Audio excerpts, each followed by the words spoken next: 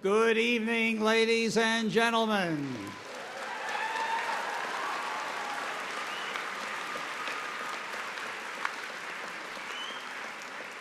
In the presence of candidates for academic recognition, of members of the faculty and administration, of alumni, honored guests, and friends, the New York University School of Medicine's 174th graduation ceremony is hereby convened. Please rise and join in the singing of the national anthem.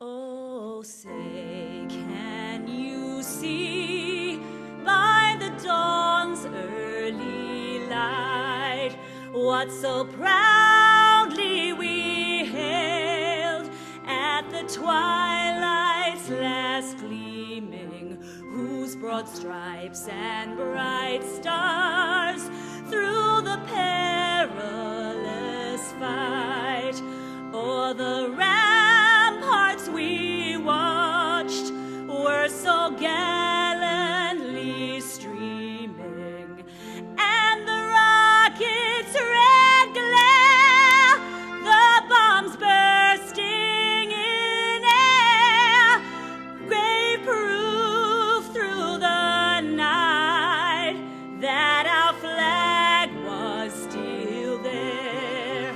Oh, say does that star-spangled banner yet wave for the land of the free and the home of the brave?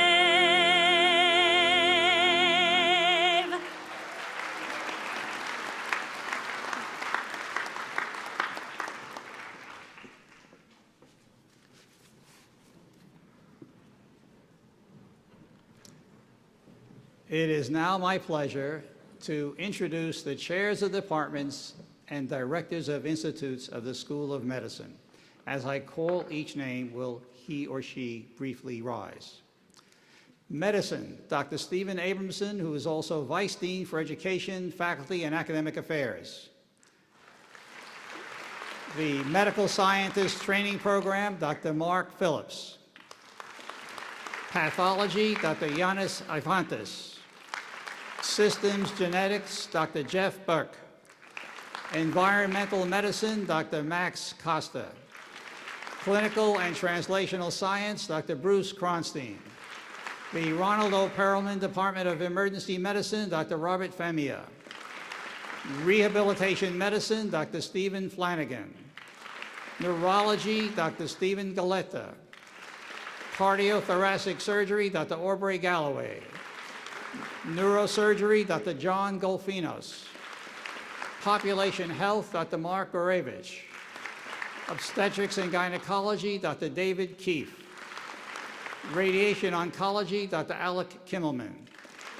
Cell Biology, Dr. Ruth Lehman. Urology, Dr. Herbert Lepore. Pediatrics, Dr. Catherine Mano. Psychiatry, Dr. Charles Marmer. Transplant Institute, Dr. Robert Montgomery. Laura and Isaac Perlmutter Cancer Center, Dr. Benjamin Neal. Ronald O. Perelman Department of Dermatology, Dr. Seth Orlow. Surgery, Dr. Leon Pachter. Biochemistry and Molecular Pharmacology, Dr. Michelle Pagano. Frederick L. Ehrman Medical Library, Neil Rambo. Radiology, Dr. Michael Recht. Hansberg Weiss Department of Plastic Surgery, Dr. Eduardo Rodriguez. Otolaryngology, Dr. Thomas Rowland. Anesthesiology, perioperative care and pain medicine, Dr. Andrew Rosenberg. Forensic medicine, Dr. Barbara Sampson. Ophthalmology, Dr. Joel Schumann. Microbiology, Dr. Jeffrey Weiser. Institute for Computational Medicine, Dr. Itai Yanai. Now I have the honor of acknowledging our deans, The Chief Scientific Officer, Dr. Daphne Barsagi. The Chief Clinical Officer, Dr. Andrew Brotman. The Chief Financial Officer, Michael Burke. Chief of Staff, Joseph Loda. Real Estate Development and Facilities, Vicky Mashsuna. Chief Information Officer, Nader Marabi. Chief of Hospital Operations, Dr. Robert Press. Clinical Sciences, Dr. Judith Hockman. Medical Education, Dr. Mel Rosenfeld. Graduate Medical Education, Dr. Michael Abronzino. Student Affairs, Dr. Lynn Buckvar-Keltz. Education, Faculty, and Academic Affairs, Dr. Joan Cangarella. Curriculum, Dr. Victoria Harnick. Mentoring and Professional Development, Dr. Georgianne McGinnis. Admissions and Financial Aid, Dr. Rafael Rivera. Veterans Affairs Medical Center, Dr. Michael Simberkoff. Biomedical Sciences, Dr. Narco Tenesi. Educational Informatics, Dr. Mark Triola. Admissions and Financial Aid, Joanne McGrath. Basic Science Research Operations, Dr. Jeremy Paul. Graduate Medical Education, Dr. Barry Rosenzweig.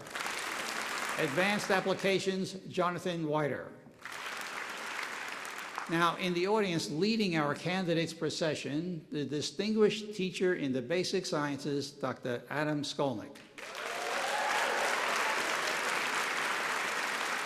The distinguished teacher in clinical sciences, Dr. Benno Oppenheimer.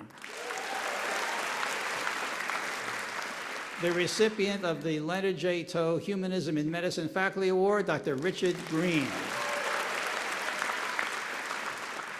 And now, to officially begin our ceremony, may I introduce the president of the class of 2016, Dr. Sumit Raman Kumar.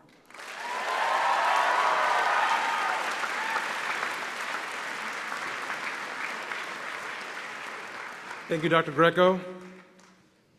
All right.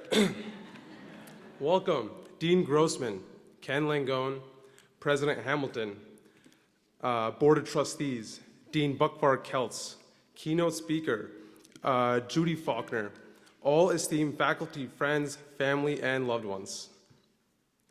Thank you to my classmates. Round of applause, yes. This is a true honor, and I am humbled to speak on behalf of all of you. Our training here at NYU has actually put us through a lot. We have been tried and tested in every imaginable way. There have been plenty of ups and even more downs. Long nights of studying and longer mornings after a post-exam party. Pause for more laughter. Okay. As we look forward today, I want you to focus on two values that form the foundation of our futures as physicians: leadership and teamwork. I first learned these values from my parents, mom and dad. Okay, there you are. Yeah, here we go.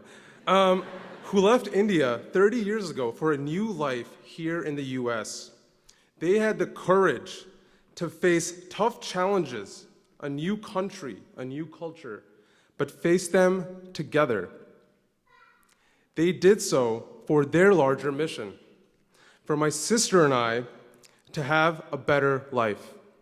Thank you, Mom and Dad. I love you with all my heart and soul. Thank you. All right, right there. My mom has the best smile. Okay. At the start of medical school, I again came across these values, especially during our first year. On a cold October night with Hurricane Sandy, it was dubbed at that time the storm of the century. And it was on that night I learned the meaning of teamwork. On that night, I truly realized we are part of something bigger than our individual selves. On that night, patients were in grave danger, and we medical students could have stayed indoors in the safety of our dorms. But we chose to act. We put our patients first and made sure every single patient was rescued safely. I remember working with classmates to carry patients down 15 flights of stairs, while other classmates actually held flashlights to guide our way. That experience taught me that in this profession, we can accomplish more together than by ourselves.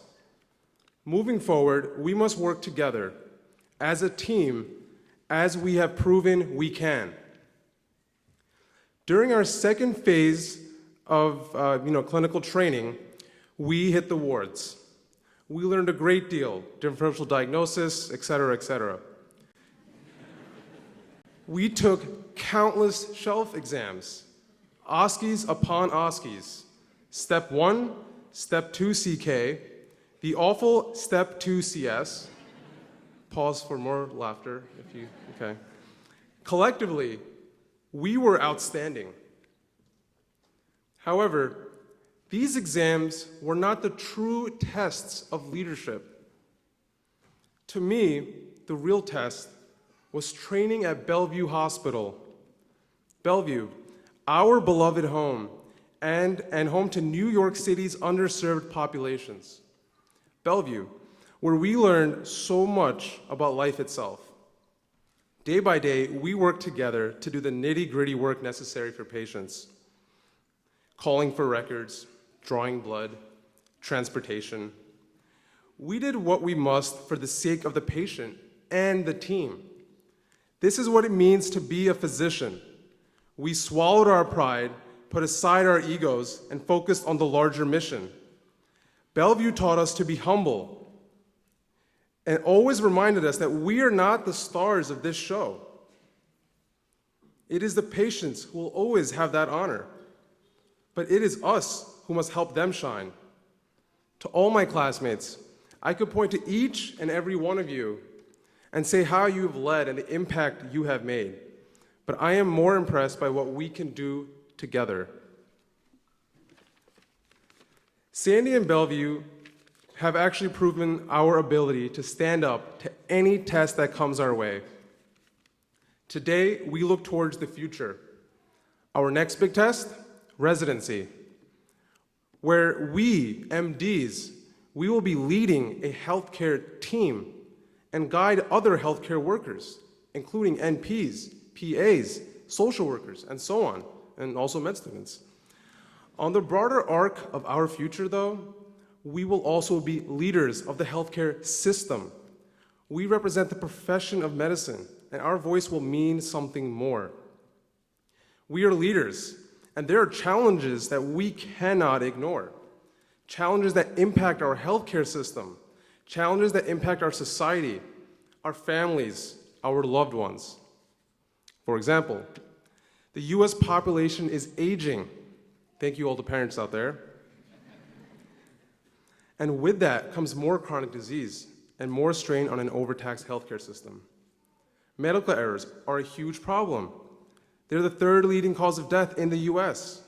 The opioid epidemic is every year claiming 30,000 lives. Our nation faces a huge shortage of doctors. Some estimates say 90,000 by 2025. Prescription drug prices are still skyrocketing. Women's access to contraceptives is still under attack. The Affordable Care Act must still be defended. The list of challenges we will face goes on. We, as new physicians, have a choice. Will we stand by silently or use our voices to make a change? Will we complain and view each of these new challenges as a burden?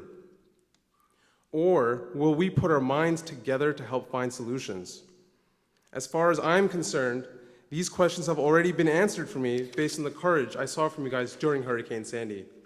You proved that whatever the challenge, no matter how devastating, no matter how unexpected, no matter how impossible it seems, you will rise to the occasion. To all my classmates, thank you for choosing to be the kind of doctors our society needs. Now you can clap a little bit. There you go. Okay, there you go. Okay. Moving forward, I know we will impact society in few ways other professions can. We will make that impact by leading healthcare into the future. We will do so by helping to shape policy, using our voices, our knowledge, our skills, and our teamwork, not only for the betterment of our healthcare system, but to advocate for patients on a larger scale. Today, we sit as newly minted physicians, but my fellow classmates, tomorrow, let's lead as wise, experienced physicians. I urge you all to embrace your inner leader. And when you are feeling defeated, as we all will at times, think back to your NYU roots. Whether you're working in the OR, the ER, inpatient floors, outpatient clinic, remember, we are a team. If we work together, if we stay humble, if we accept our inner leader, we can better the lives not only of our individual patients, but of society and generations to come. I leave you with a quote from the man who helped usher in the Affordable Care Act, President Barack Obama. Change will not come if we wait for some other person or some other time. We are the ones we've been waiting for. We are the change that we seek. Thank you. Also, shout out to my Aunt Hina, who's actually battling cancer. I love you, and we'll keep fighting. Love you guys. Bye.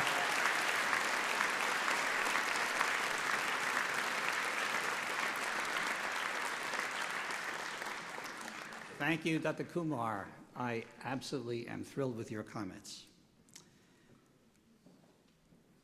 As Associate Dean for Alumni Relations, and on behalf of Dr. Tom Hui, the President of the Alumni Association, it is my privilege to install the class of 2016 into the ranks of NYU medical alumni. You came to NYU School of Medicine molded by your parents, family, friends, and experiences. Here, you underwent a magical transformation along the path to becoming physicians. You follow the lead of illustrious alumni who've advanced the art of science and medicine, medical education, healthcare, but now it is your turn to improve the world. Your intelligence, curiosity, ingenuity, and skill as NYU medical alumni will put you into an extremely prominent position in society. From today onward, the world will treat you with enormous respect. That respect is based on the understanding that you are committed to improving the lives of others. The broad definition of others, as Dr. Kumar said, was highlighted at Bellevue, where you formed a bond with patients from many lands, walks of life, and levels of society. You learned about a wide variety of their diseases, as well as their economic and social problems. NYU Langone Medical Center's strong ties to Bellevue, which go back to our very beginnings, reflects our commitment to the community, as well as our determination to see that our students learn how to care for everyone, regardless of status. I encourage you to remember those lessons and to reaffirm the principle that all people have a fundamental right to comprehensive, thoughtful, and compassionate health care. I ask you to acknowledge social justice as your individual duty. Specifically, I urge you forever to accept the moral obligation to fulfill the healthcare needs of the poor and vulnerable. You always will be part of our NYU family. So please keep in touch with us and the alumni office. Let us know of your personal and professional accomplishments. I know you will continue to make us proud. Congratulations, doctors.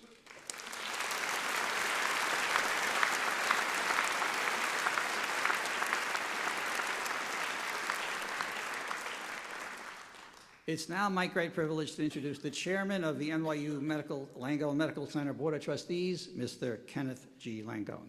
Mr. Langone.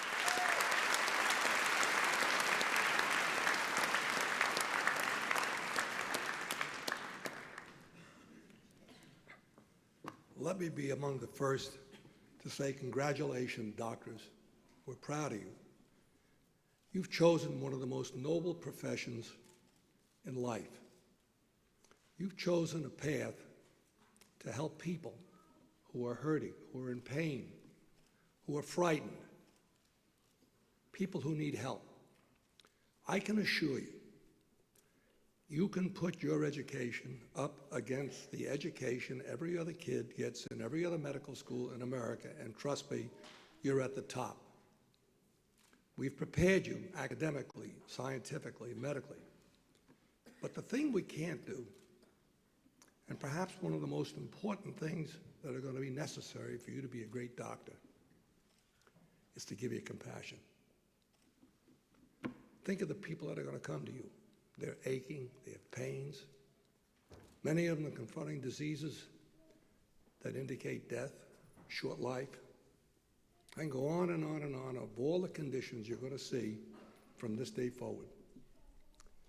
And your greatness will be dictated as much by your sense of compassion and feeling for your patients as for your ability and your scientific knowledge and your capabilities as a doctor.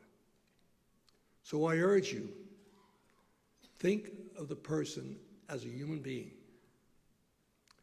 Think of them thinking of you as their link to a better life, or maybe perhaps just holding their hands as they take their last walk in life.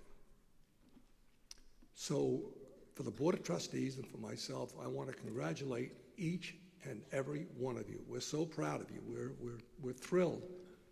And the crop gets better every single year. Truly gets better. And I can assure you, you have our good wishes, you have our prayers, you have our hopes, and you have our gratitude for the profession you've chosen. Thank you very much.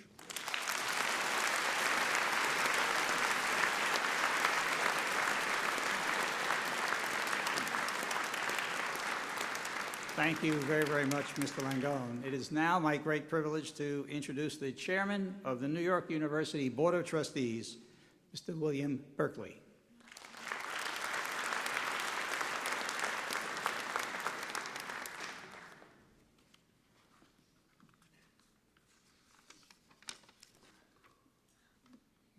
Good afternoon. It's exciting to be at a commencement. It's both the end and the beginning. It's a wonderful opportunity to look back and look forward. But I'm not here as a speaker. I'm here to introduce our new president, Andy Hamilton. We're here to celebrate the graduation of an extraordinary group of young men and women. But Andy Hamilton, who spent a life in academia, will have much to say. He's the 16th president of New York University. He took this position in January of this year. So while, in fact, he's the president, having spent time at Princeton, University of Pittsburgh, as provost at Yale, and vice chancellor at Oxford, he's but a freshman here. Andy's an extraordinary person. His intellectual expertise is grounded in chemistry.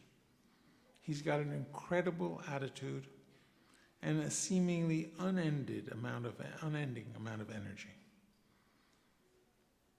His life at New York University, along with his wife, Jenny, is typically 16 hours a day and frequently 7 days a week. He might have been a doctor. He provides great leadership to our university. His dynamic views of how things can be, as opposed to what can't be, gives us opportunities to move forward. It's now my pleasure to introduce Andy Hamilton.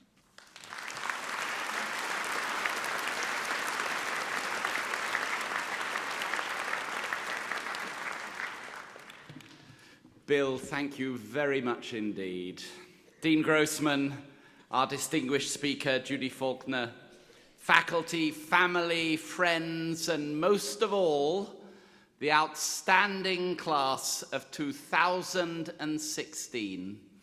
It's an enormous pleasure for me to be here this afternoon celebrating with all of you, and it was an especial pleasure to be with you all at Yankee Stadium this afternoon under those gloriously sunny skies and very much participating in that special rite of passage that is graduation. Now, if I may, I want to beg an indulgence from you all, because I want to make another reference to the musical Hamilton. And of course, when there is a musical that's named after you, you can understand you have to milk it for every comment and joke that you can.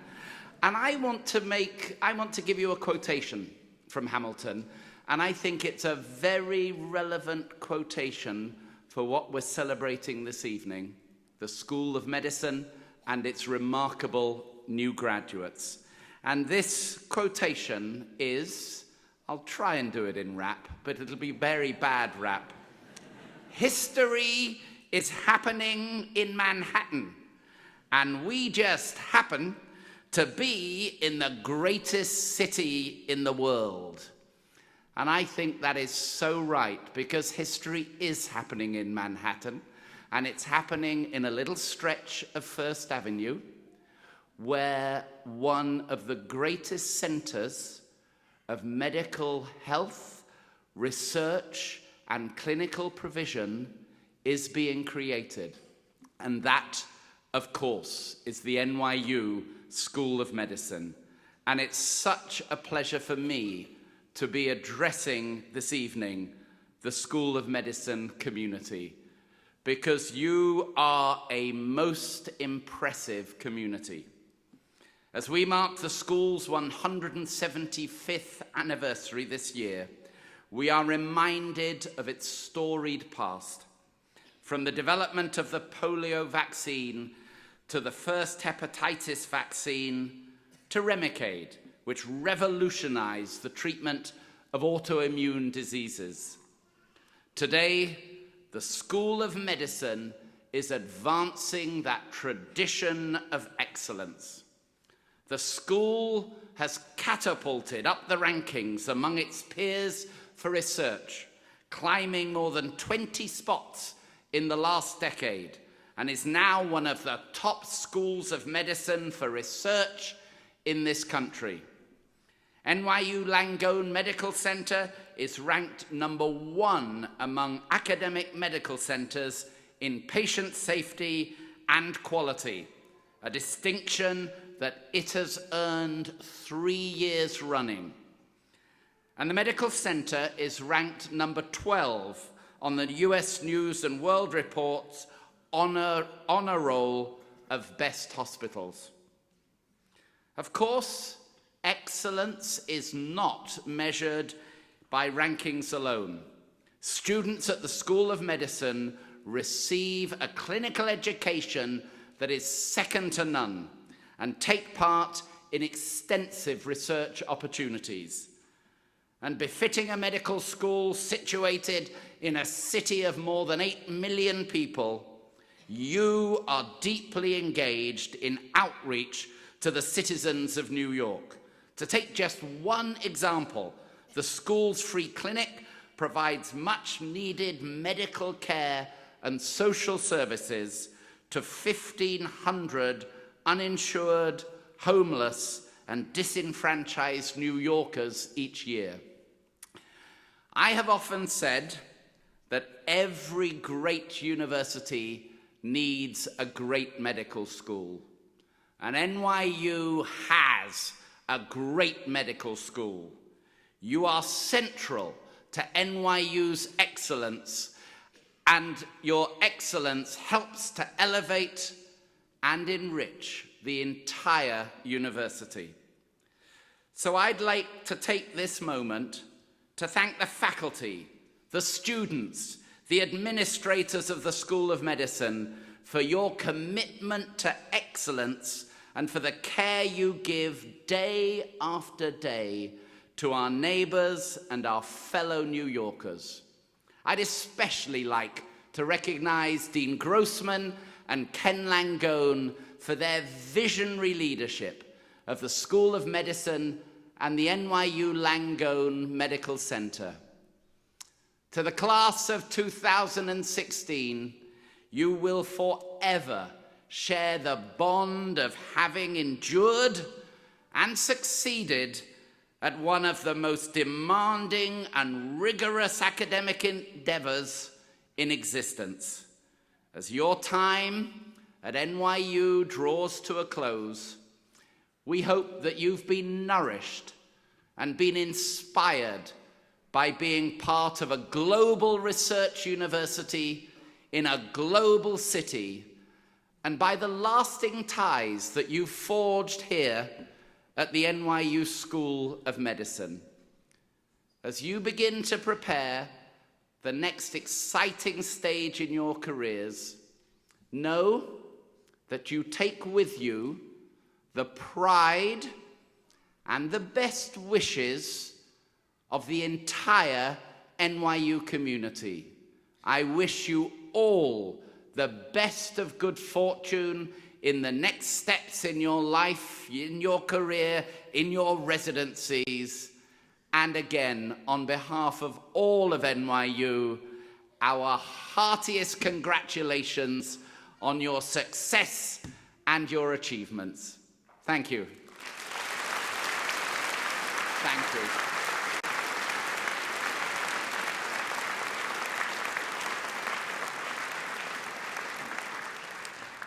Thank you very, very much, President Hamilton. It is now my great privilege to introduce the Saul J. Farber Dean of the School of Medicine, the Chief Executive Officer of NYU Langone Medical Center, Dr. Robert Grossman.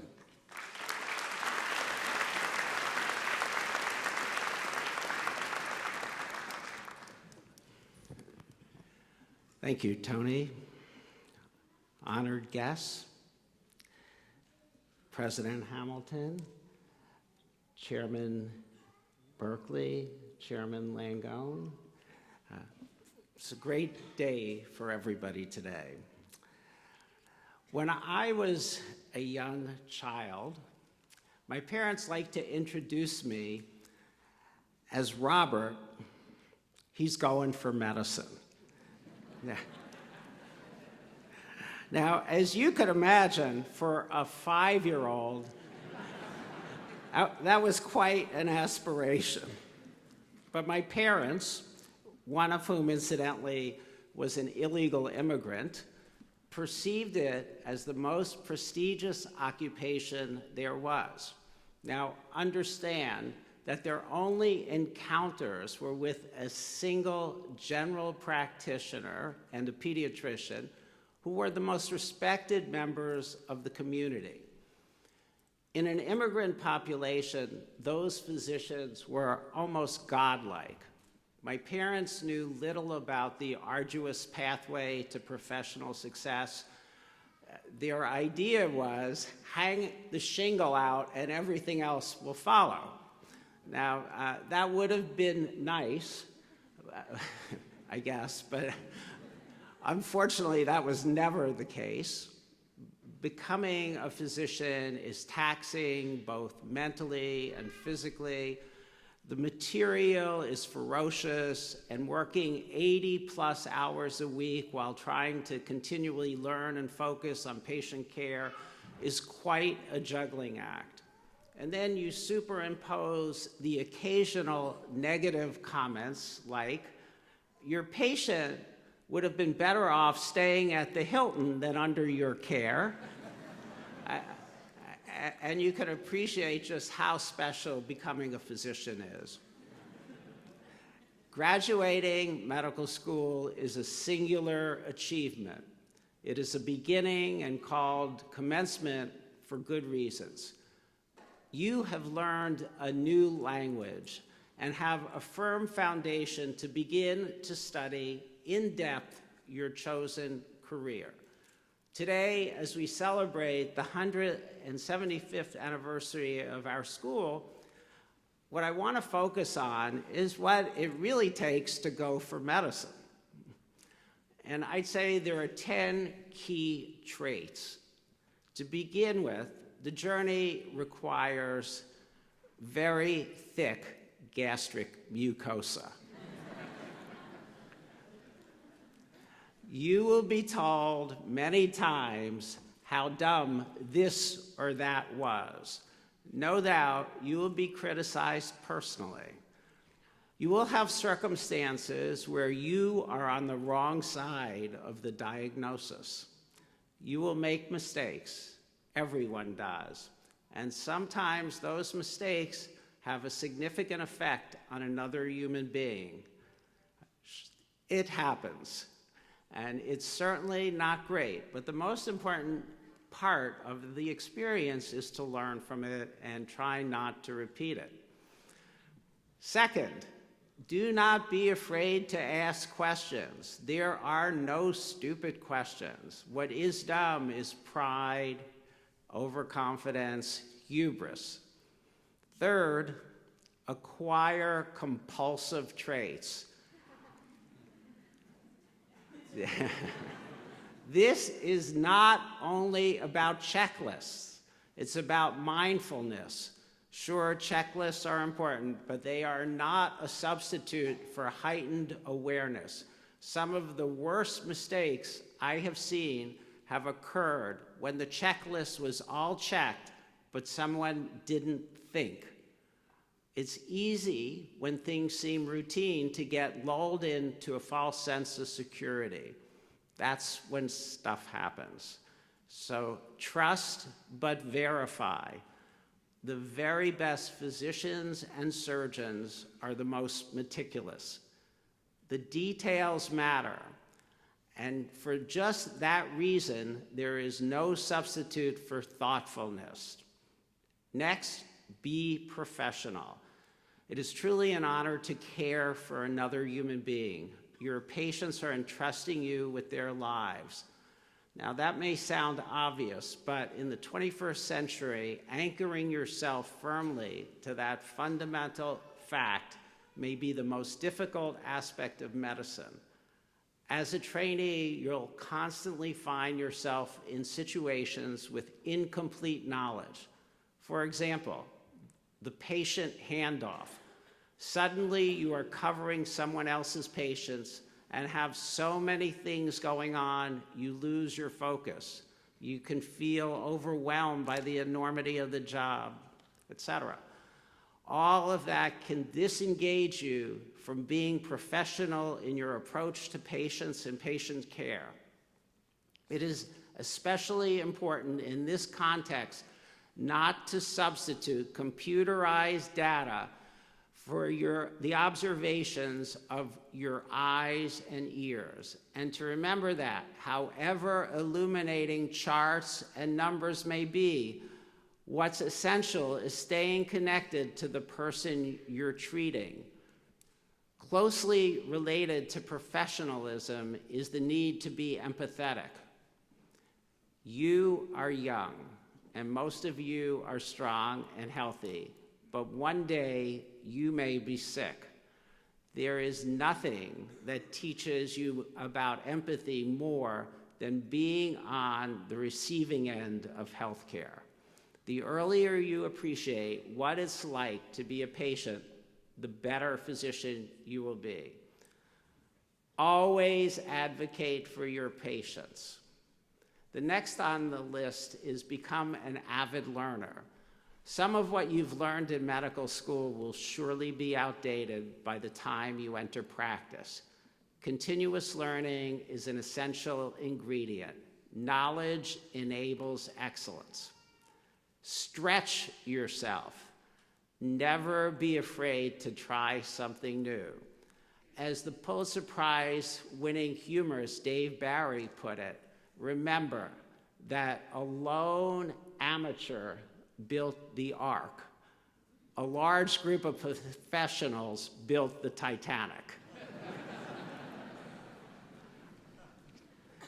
Each occasion offers an educational experience and may send you down an unexpected path. It actually happened to me as a neurosurgery resident. I went to a conference and saw some of the earliest CT scans. I decided to switch careers and become a radiologist, which in the 1970s was not very high on the career list. And then, as chair of radiology, I made my first foray into the business of medicine by initiating and negotiating a partnership agreement between NYU and Siemens, which incidentally caught the attention of one Kenneth Langone. And that ultimately led me to become an administrator. Now, some would say that's even lower on the career hierarchy than a 1970 radiologist. This brings me to another suggestion. Don't be afraid of taking risks. Now, this may sound counterintuitive for physicians who are notoriously risk adverse, but there is reward in taking appropriate risk. Think of our own faculty member and trustee, Jan Vilcek, the co-inventor of Remicade, who took a huge gamble by going into research instead of clinical medicine and then fleeing Czechoslovakia to come to the United States and to NYU, restarting his entire career almost from scratch. Or for that matter, our speaker, Judy Faulkner, who started her company in a basement apartment with a $6,000 investment, and today Epic is the dominant electronic health record in the world. At every turn, you will be confronted with situations where the status quo is the safe bet, but the new terrain offers perhaps a more difficult but ultimately rewarding trajectory. Another key component is to seek happiness in your work. If you are unhappy, try to ascertain the cause. Keep in mind that if it wasn't called work, it wouldn't be work. And any job has its ups and downs, but if you are truly not satisfied, do not accept the situation and actively do something to change the parameters. Your happiness is important for your career, your patients, and your family, and most of all, yourself. Lastly, appreciate how lucky each of you is. Remember that every day you should take time to smell the roses and occasionally sip the champagne. All of us gathered on this stage and throughout the medical center, your parents, your spouses, significant others, and friends are incredibly proud of what you have accomplished thus far in your lives. And now I hope you'll continue to invest your mind, your heart, and your stamina and go for medicine. Congratulations.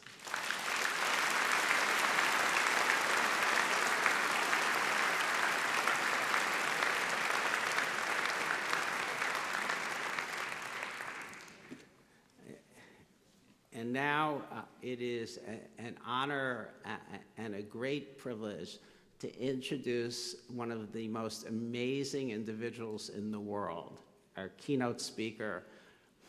I've been working with Judy Faulkner ever since we decided on Epic as an electronic medical record system. And I hope she shares my view that we've enjoyed a wonderfully collaborative relationship. But I've invited her to speak to us today because she is truly a mover and a shaker, brilliant, brave, and above all, a true visionary. In the great Steve Jobs tradition, Judy started her company, as I said, in her basement with 1.5 employees. Back then, in 1979, most IT people were still trying to figure out how to apply computing to things like accounting. But Judy already was focused on healthcare. Today, the product she spearheaded essentially sells itself. I hear that Epic's entire marketing department could fit on the head of a pin or something like that. with about half of all patient records in the United States stored on Epic software. The company now employs some 8,000 people and contributes a lion's share of revenue generated in the state of Wisconsin. Judy has created a workplace on a 500-acre farm that generates all of its electricity and has such deep ties to the community that I understand many high school graduates receive their diploma on the stage of the company's auditorium. All this happened because one person identified a need long before it was even on most people's radar and was willing to tackle its unending complexities without ever giving up. There probably isn't anything Judy doesn't know about conviction and perseverance, and I can't wait to hear what she has to teach us. Please extend her the warmest possible welcome.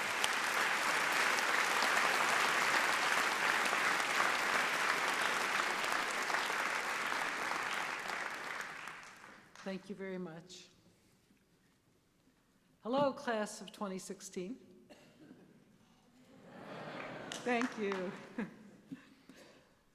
I am honored to be with you today at your commencement from one of the finest medical schools in the world.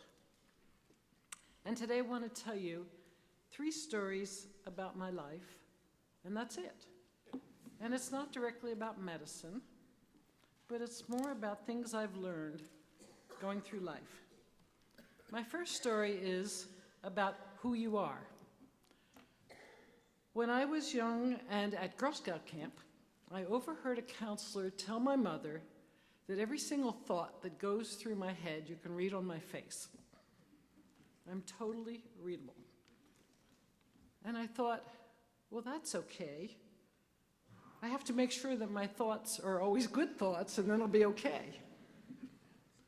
And of course, they're not all good. Sometimes I get grumpy or angry or whatever. But the first thing I wanted to say then is I learned that if you think of yourself as always being transparent, it helps you be comfortable with who you really are. The second story is being an accidental tourist on what I always think of as the river of life, what takes you through the various places that the river goes and runs into unexpected things. When I was in 7th grade, I had a teacher who put a math puzzle on the board every day without saying a word. And I looked forward every day to going to school, and because of him, I absolutely loved math.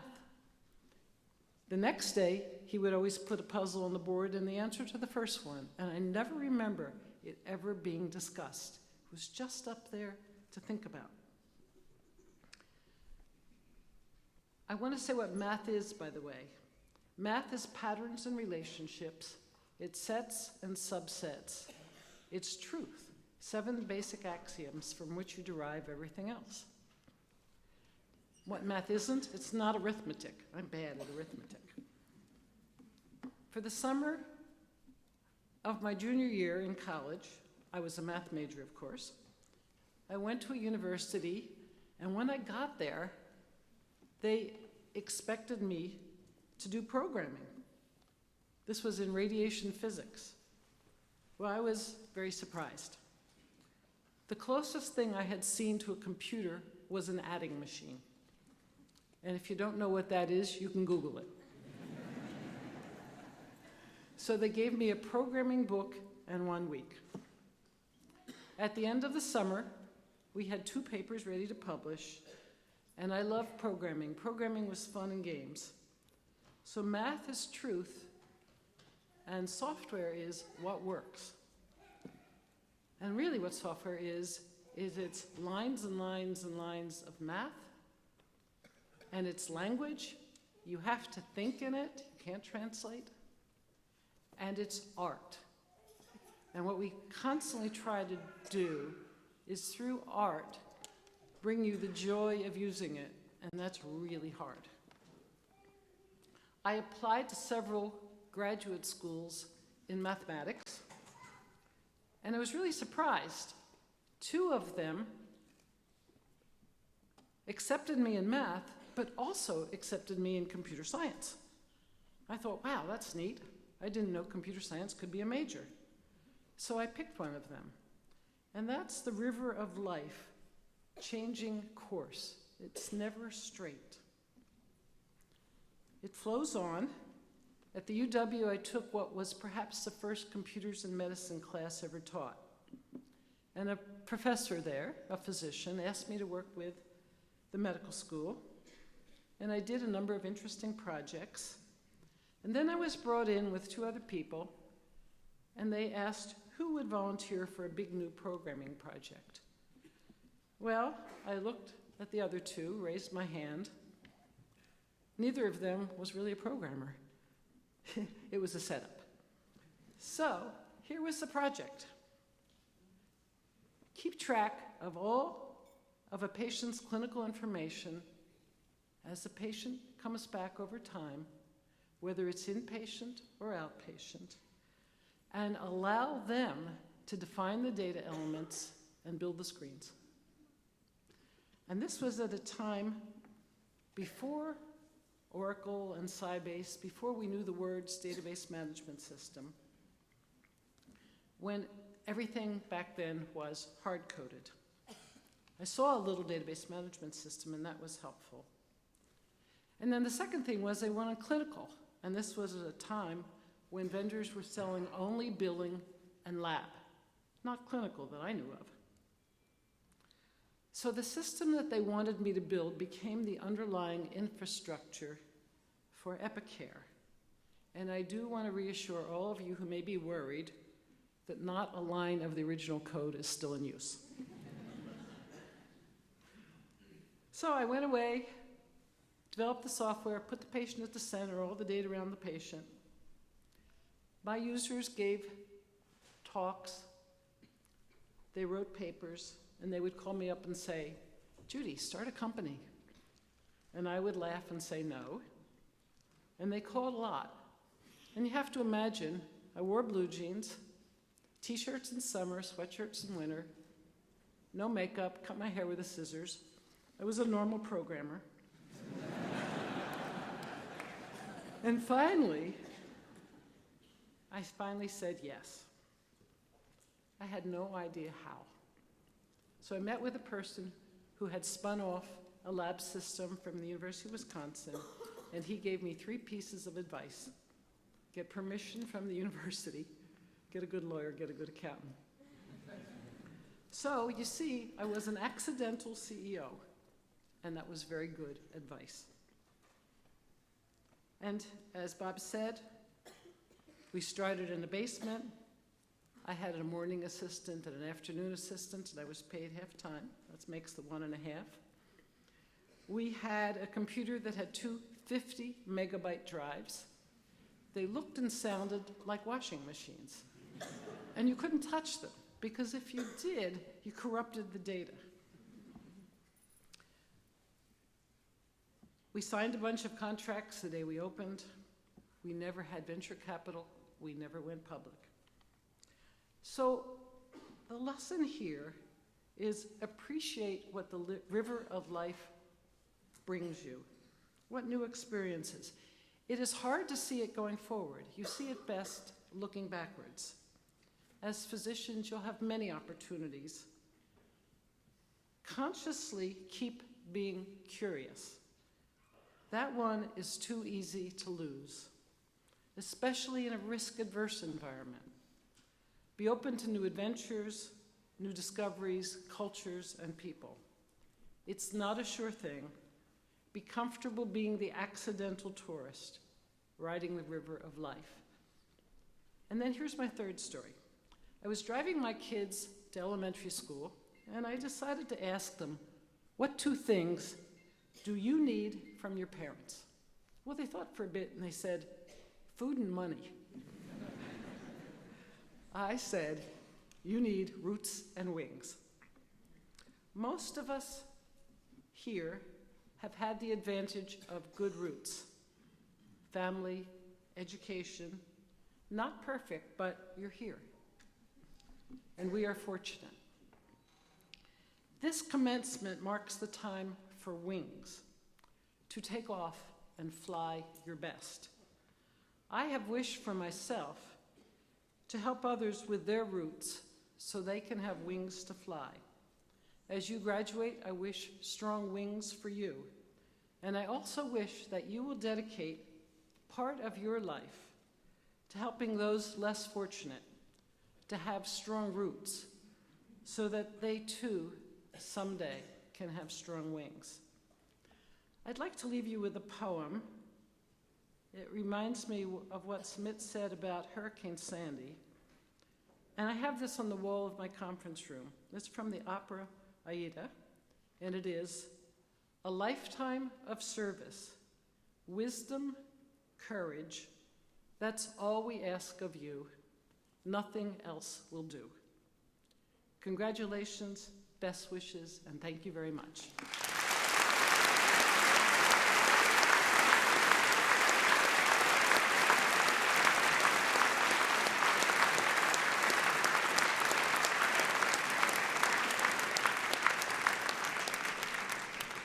Thank you very, very much, Ms. Faulkner.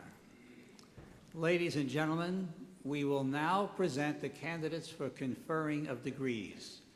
Associate Dean Lynn Buckvar-Keltz will invite the candidates to the stage. The diplomas will be presented by Dean Grossman.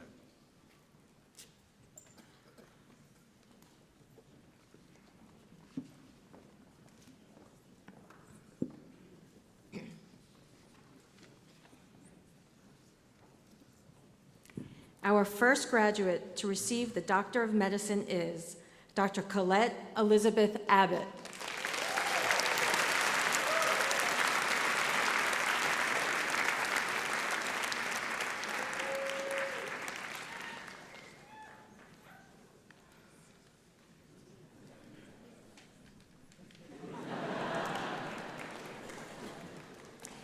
Dr. Dwight Aberly.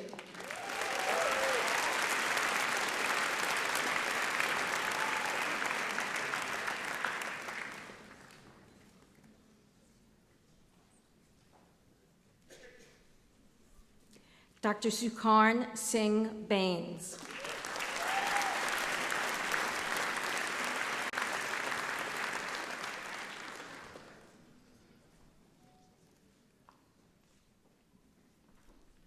Dr. Siddhartha Darshan Bajrachira.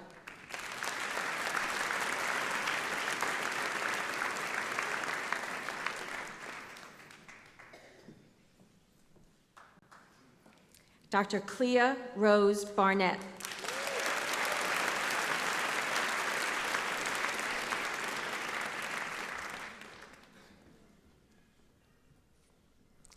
Dr. Jennifer Molly Battelle.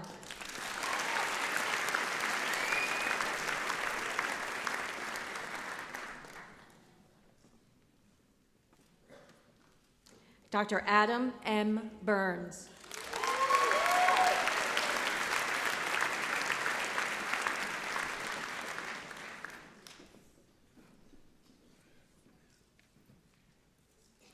Dr. Danielle Sarah Bitterman. Her diploma will be presented by her father, Dr. Jeffrey Bitterman, from a class of 1975.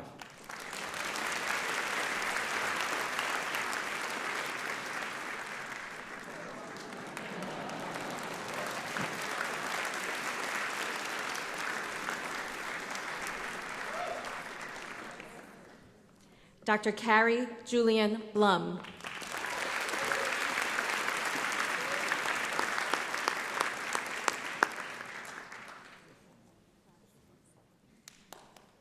Dr. Stephen Joseph Bulger.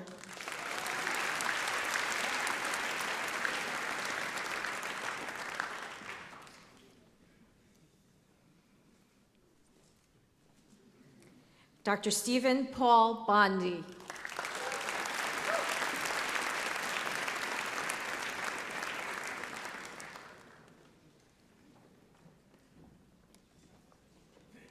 Dr. Christopher John Bowman.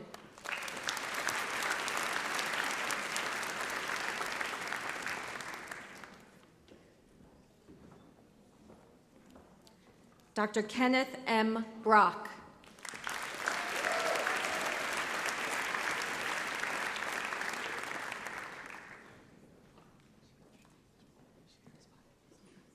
His diploma will be presented by his father, Dr. James Brock, from the class of 1985.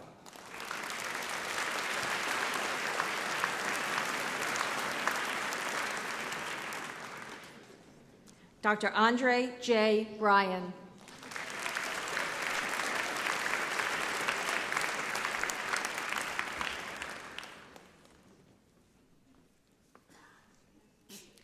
Dr. Darren J. Brick. His diploma will be presented by his father, Dr. Hillel Brick, from the class of 1987 and assistant professor of radiology.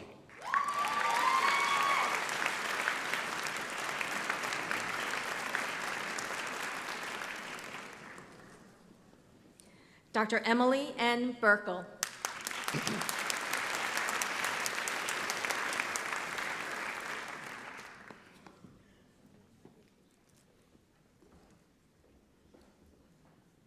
Dr. Lucio A. Cardoso, Jr.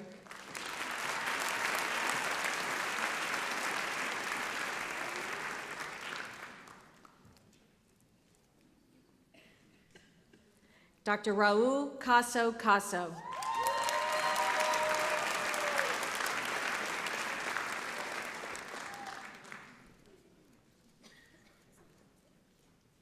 Dr. Philip Benjamin Cockwell.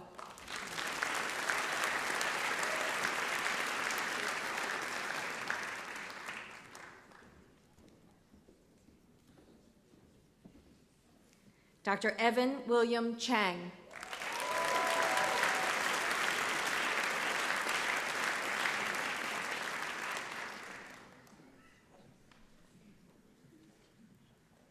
Dr. Kevin Kai Chi Chang.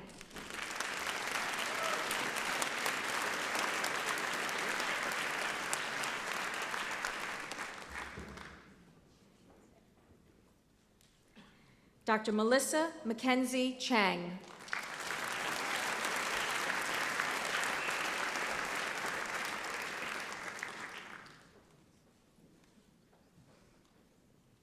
Dr. Vanessa Charabumi.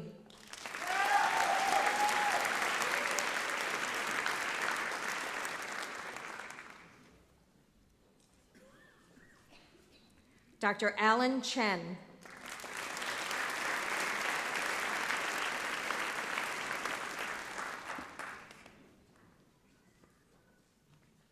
Dr. Angela Chen.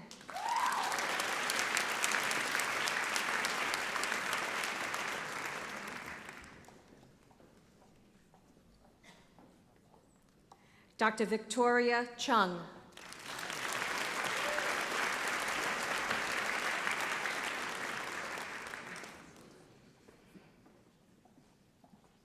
Dr. Vicky Chiang.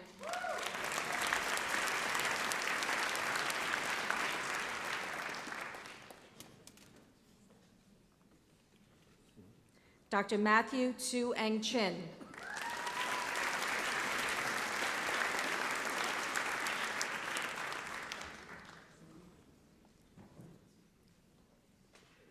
Dr. Jason Hyunjun Choi.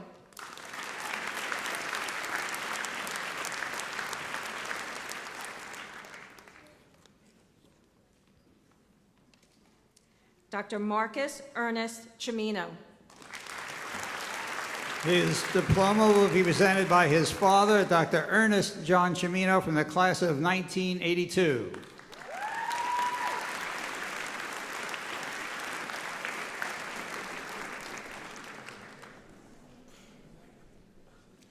Dr. Rachel Ann Clark.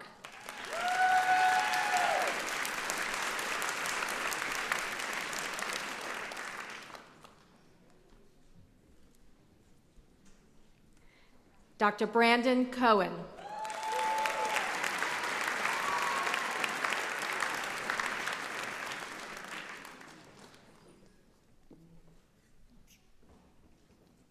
Dr. Jenna M. Conway.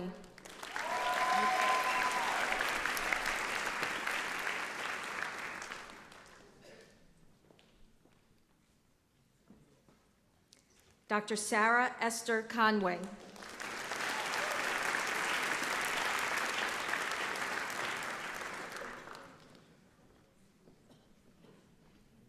Dr. Susan Loomis Creighton.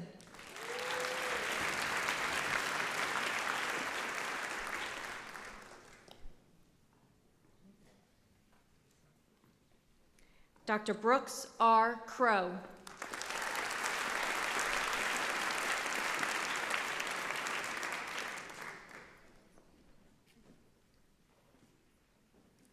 Dr. Kristen Marilyn Cusimano. Her diploma will be presented by her father, Dr. Robert Cusimano, the class of 1982.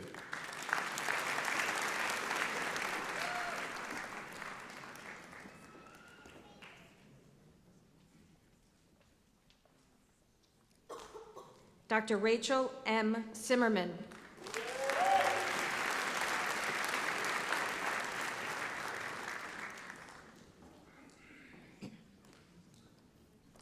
Dr. Ivan Alexander D. Kushkovsky.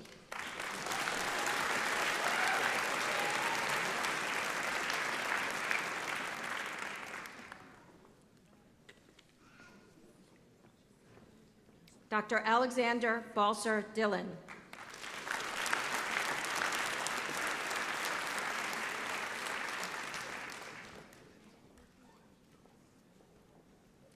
Dr. Jan Wilson Dong.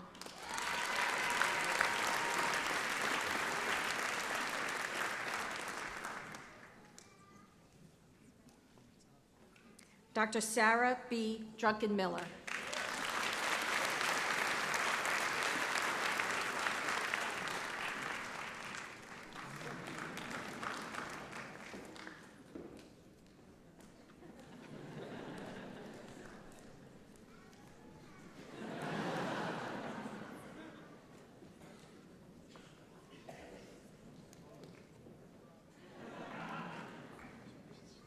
Dr. Christina Helene Segovia Ernst. Her diploma will be presented by her father, Dr. Joel Ernst, the Jeffrey Bergstein Professor of Medicine and Professor of Pathology and Microbiology.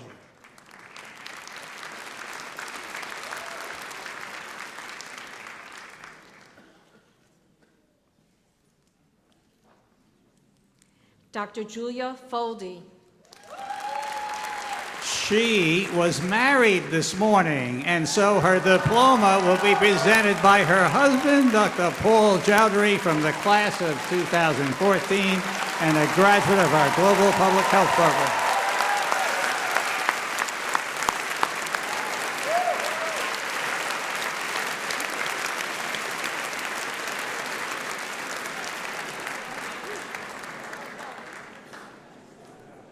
Dr. Hyman Gregory Frankel.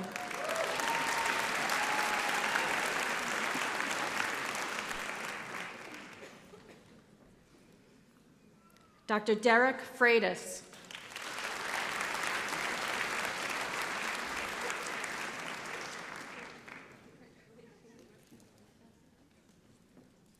Dr. Olivia Hawley Frosch. Her diploma will be presented by her grandfather, Dr. William Frosch, from the class of 1957.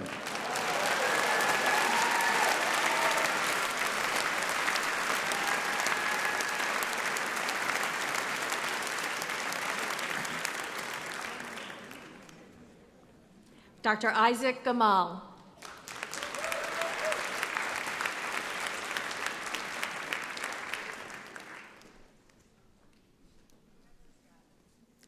Dr. Luke Anthony Ginocchio.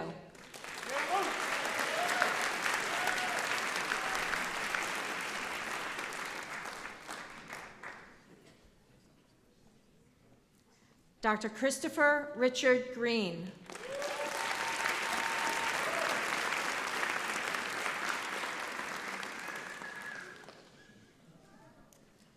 Dr. Brittany Leah Grzybowski.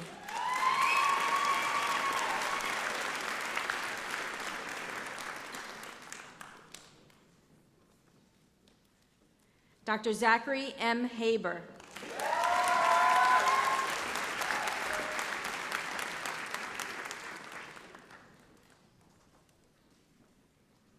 Dr. Nicole M. Hadid.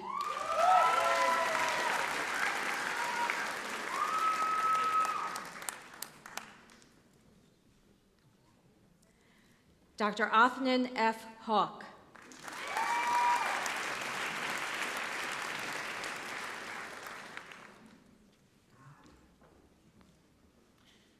Dr. Jensen Kober Henry.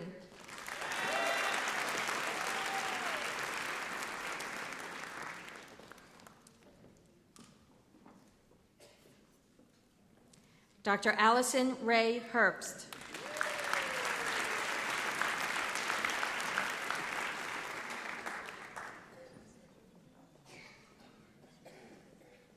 Dr. Travis C. Hill.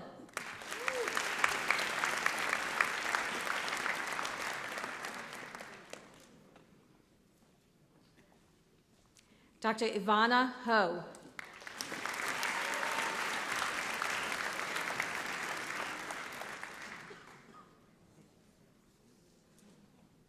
Dr. Joshua Dean Horton.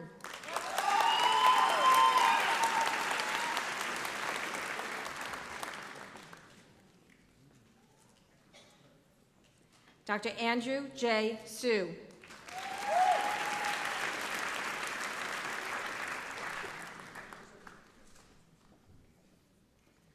Dr. Hiba Mohammed Ismail.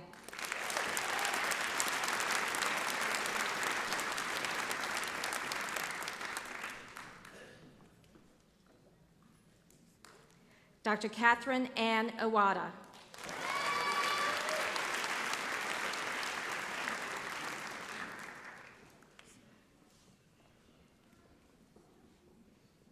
Dr. Sonam Joglin.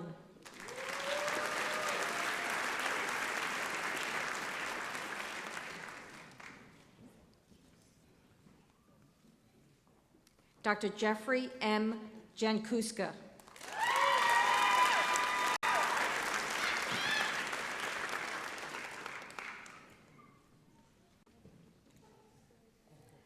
Dr. Megan Leanne Jardin.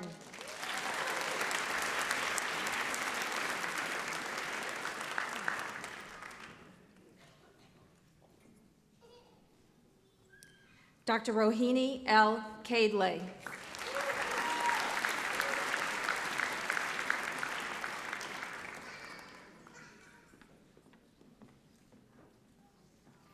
Dr. Allison J. Kaplan.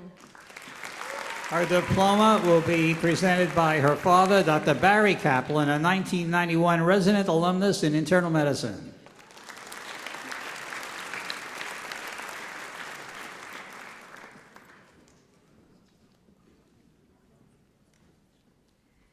Dr. Patrick A. Kashubsky.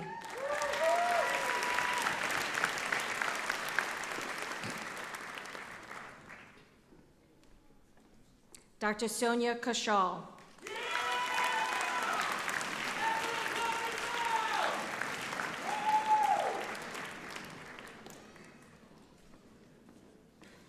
Dr. Ajaratu Alabosipo Kashinro.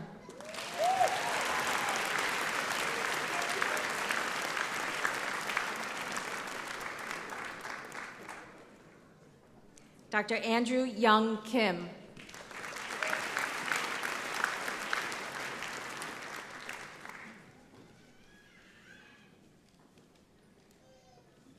Dr. Simon Kyun Kim.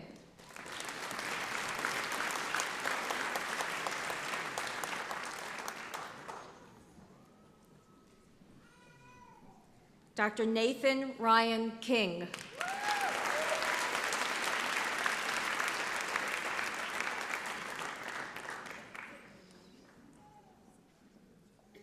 Dr. Paulina Krass.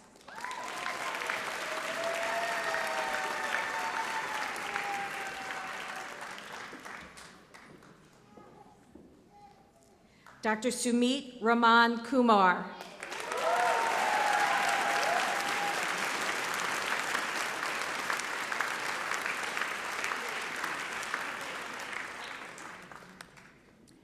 Dr. Nathan Max Kunzler.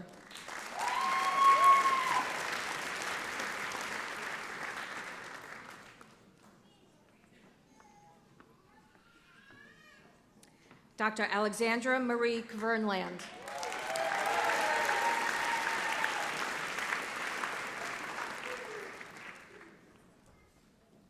Dr. Paul Nathan Lapis.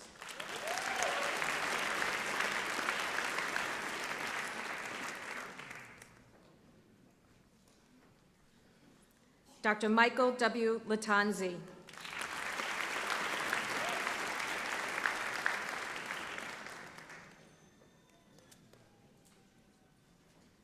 Dr. Diana Marie Laura.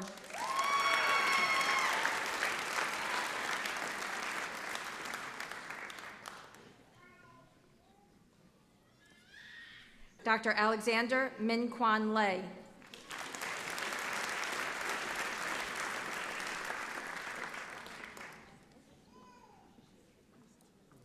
Dr. Christopher G. Lee.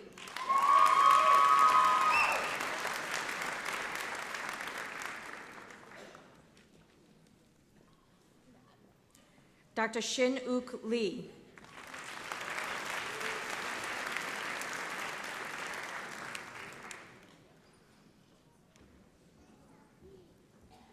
Dr. Tae Sung Lee.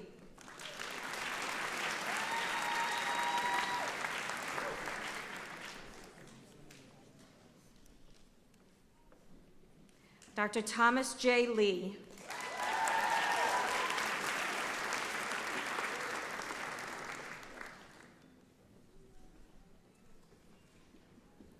Dr. Lee Lun Lee.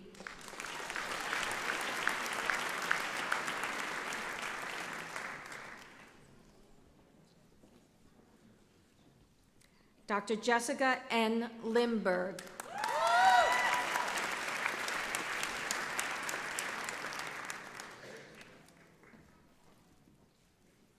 Dr. Samuel Harris Lipkin.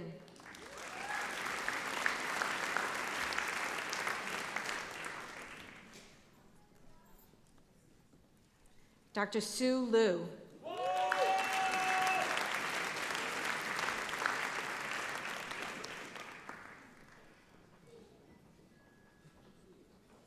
Dr. Si Yao Liu.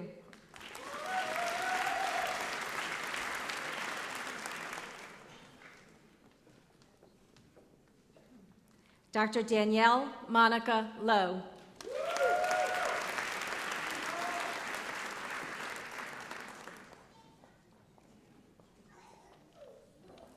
Dr. Sarah Lopatin.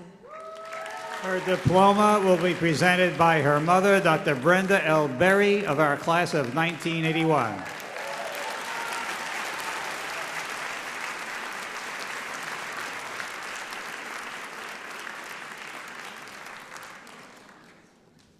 Dr. Karina Marie Lorenz.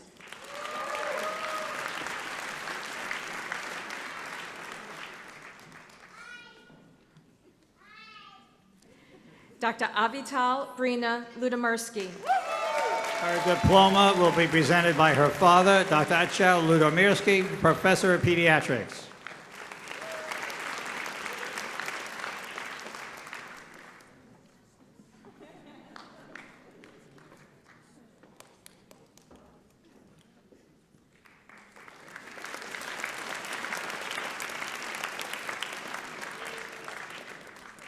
Dr. Melissa Amy Lumish.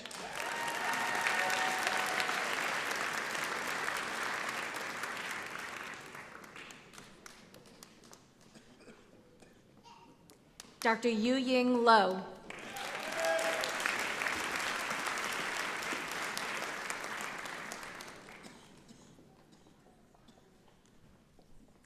Dr. Wakas Anwar Malik.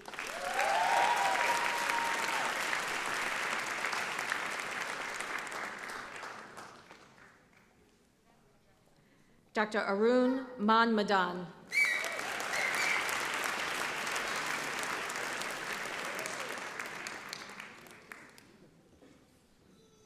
Dr. Daniel Reuven Missouri.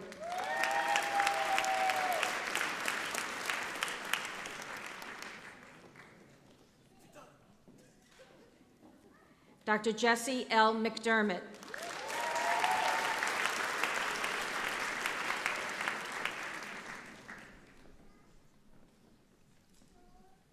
Dr. Rachel Julie Meislin. Her diploma will be presented by her father, Dr. Robert Meislin, from the class of 1985 and Clinical Associate Professor of Orthopedic Surgery.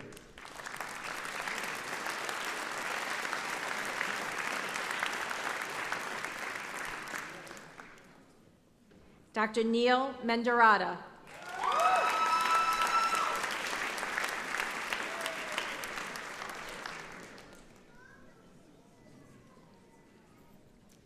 Dr. Emma Jean Meyer.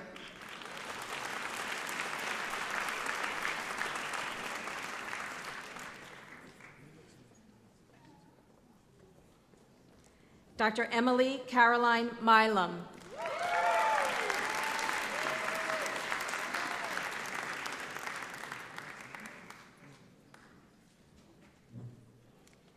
Dr. Hadi Jamshed Minhas.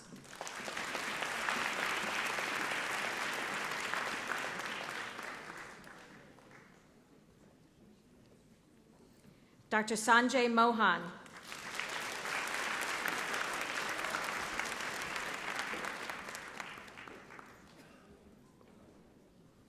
Dr. James Kyungjun Moon.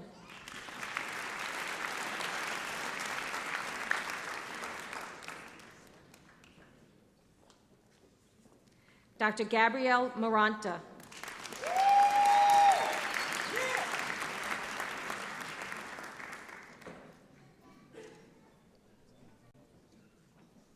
Dr. Didier A. Marijo Para.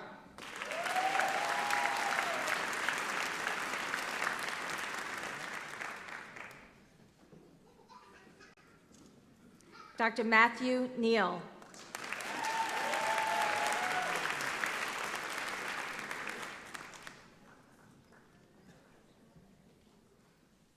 Dr. Lee Salam Neshiwat.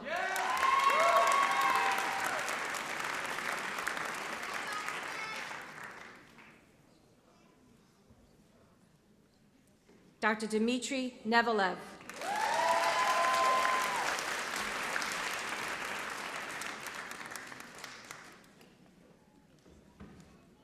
Dr. Calvin I.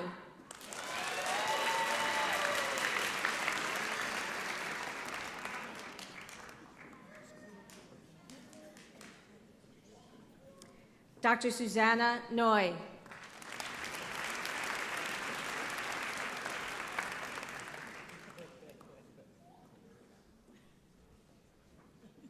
Dr. Brian Nguyen.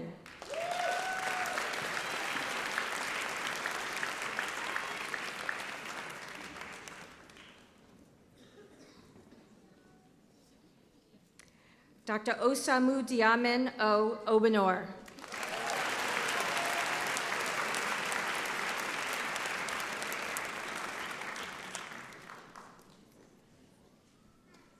Dr. Michael D. O'Donnell.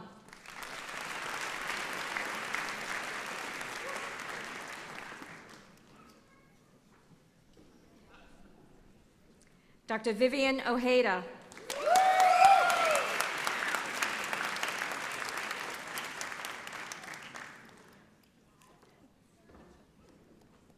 Dr. Rachel Owens Okabe.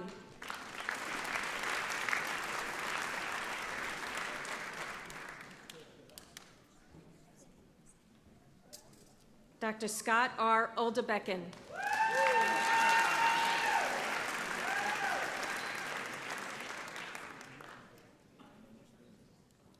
Dr. Amy O.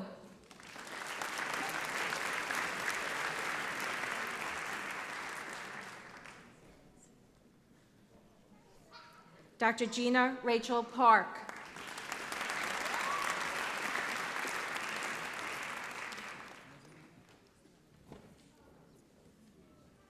Dr. Hirsch Rajesh Patel.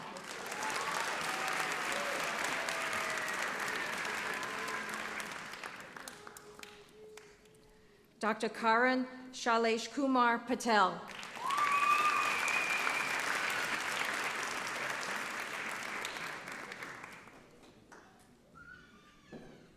Dr. Gabriel Joseph Peralt.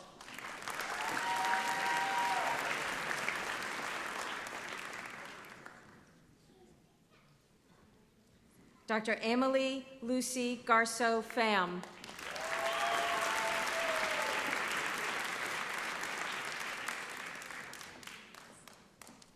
Dr. Sarah Rose Phillips.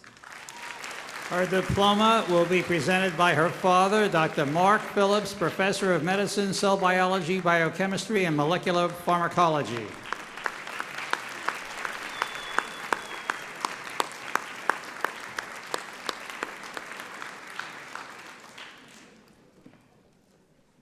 Dr. Joseph Rutherford Plaxon.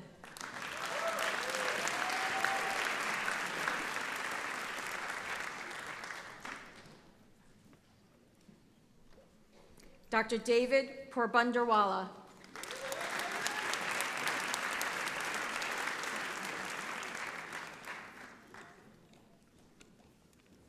Dr. Justin Ripley Porter.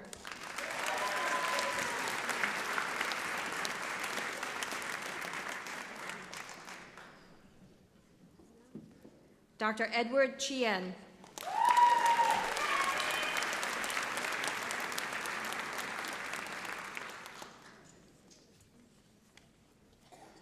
Dr. Natasha D. Ramsey.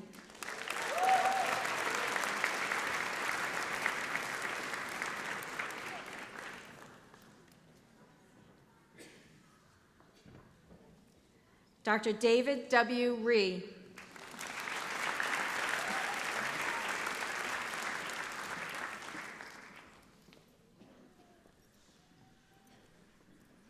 Dr. Ray Rokash.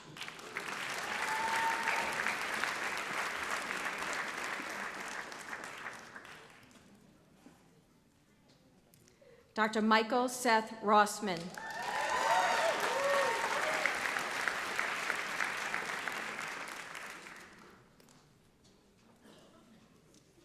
Dr. Devin James Ryan.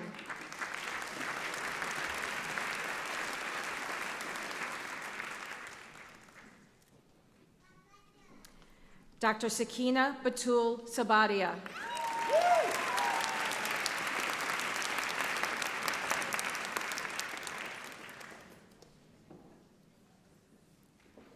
Dr. Brian Charles Sanders.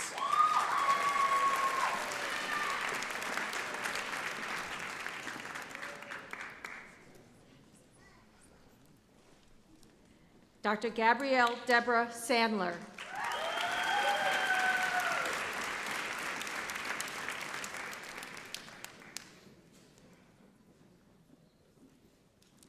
Dr. Cassandra Taylor Sinosian.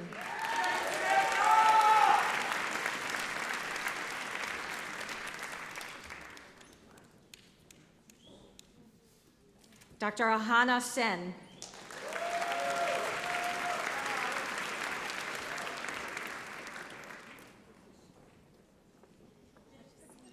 Dr. Stephanie Shen.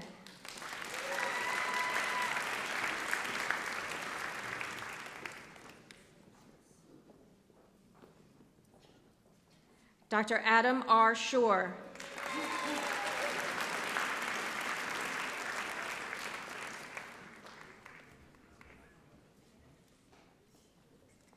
Dr. Manavjit Singh Sidhu.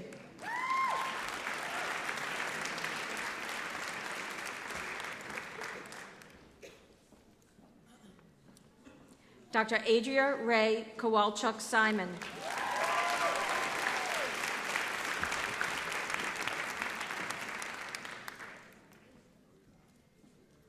Dr. Louise Rique Souza Filio.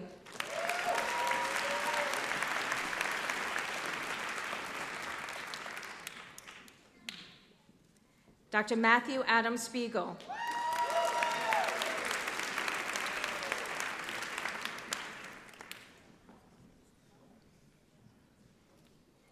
Dr. Aditya K. Srinivasan.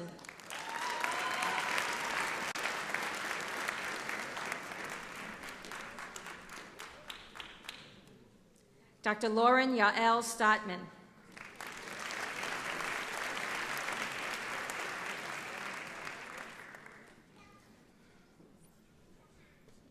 Dr. Lauren Joyce Sullivan.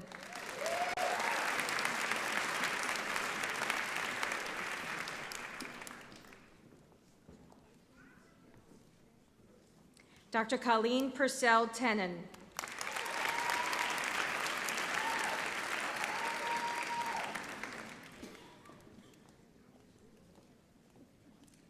Dr. Jason S. Theobald.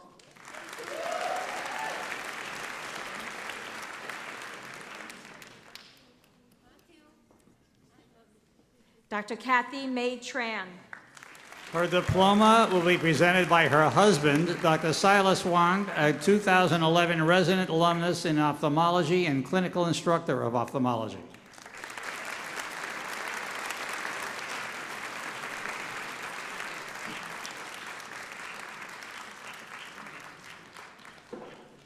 Dr. Ravi Surender Vaswani.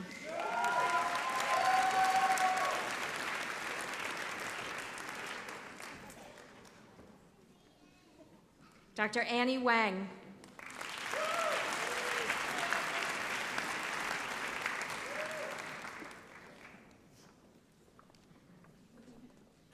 Dr. Emily Lee Wen Wang. Her diploma will be presented by her father, Dr. San Wang, from a class of 1977.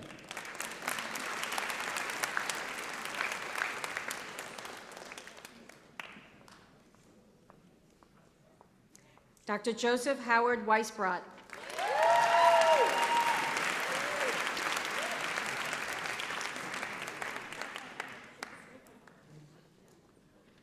Dr. Patrick B. Wu.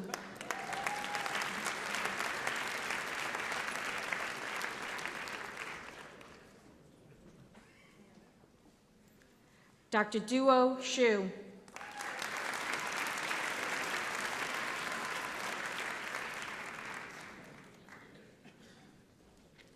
Dr. Ijie Xu.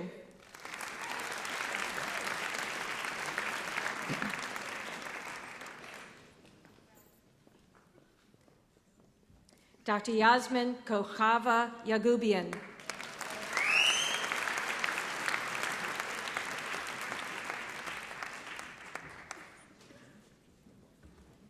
Dr. Michael Liwan Yao.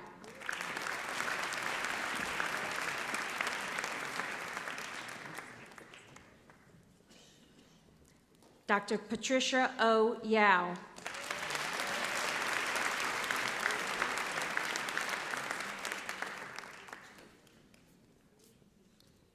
Dr. Andrew Elliott Yu.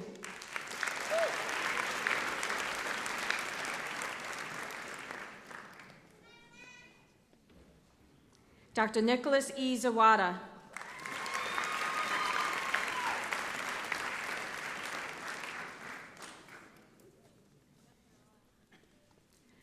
Dr. William Dallas Zalenti.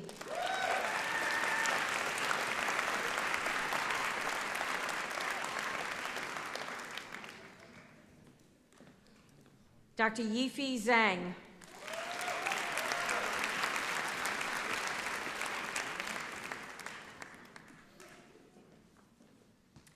Dr. Danielle Zen.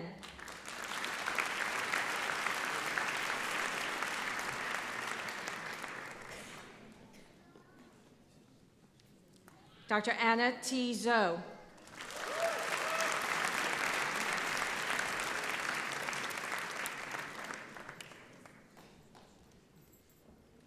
Dr. Kenneth Keenan Zhou.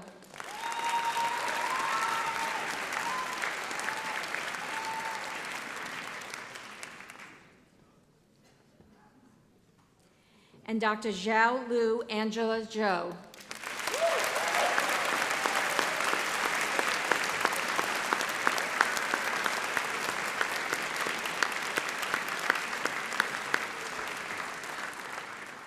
Please join me in a final round of applause to the 2016 graduating class.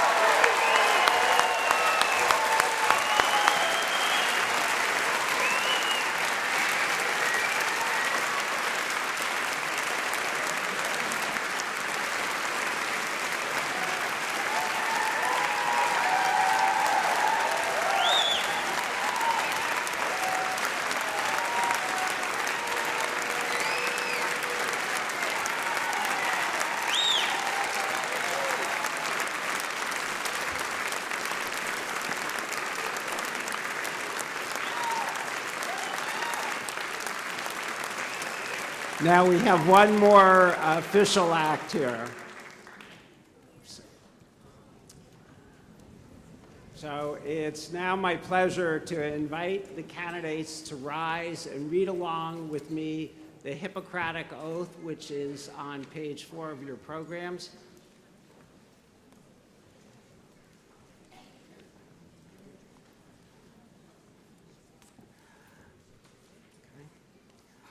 I do solemnly swear by that which I do hold most sacred, that I will be loyal to the profession of medicine and just and generous to its members, that I will lead my life and practice my art in uprightness and honor, that into whatsoever house I shall enter, it shall be for the good of the sick, to the utmost of my power, I, holding myself aloof from wrong, from corruption, from the tempting of others to vice, that I will exercise my art solely for the cure of my patients, and will give no drug, perform no operation for a criminal purpose, even if solicited, far less suggested, that whatsoever I shall see or hear of the lives of men, which is not fitting to be spoken, I will keep inviolably secret.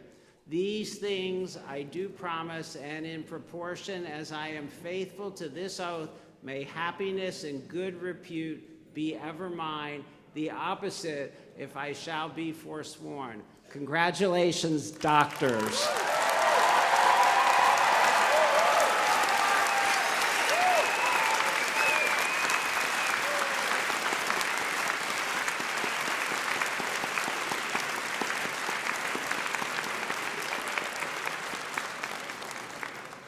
The doctors should remain standing. The members of the platform and candidates' processions will now rise for the alma mater.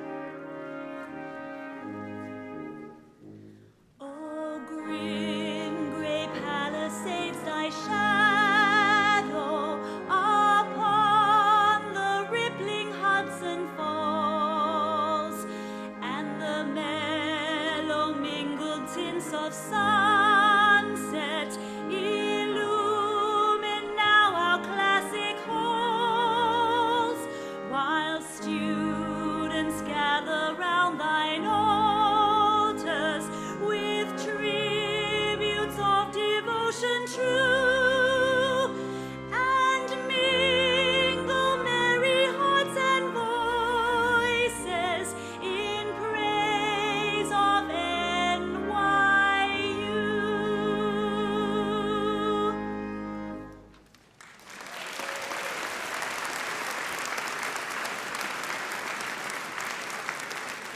Ladies and gentlemen, this concludes the class of 2016 graduation ceremony. All guests are requested to remain at their seats until the platform and candidates' processions have left the theater.